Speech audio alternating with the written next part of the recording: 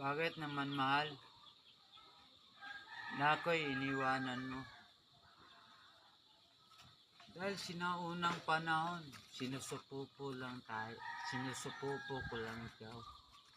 Agminahal kita ng tunay, ang higit pa sa aking sarili. Tapos ngayon mo lang sinabi sa akin na ayaw mo na sa akin. Bakit?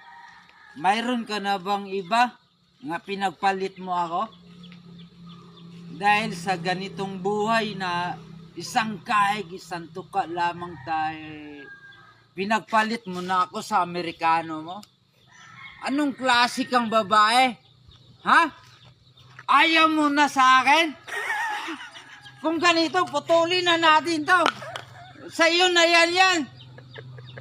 Ngayon, wala na tayong ugnayan sa ating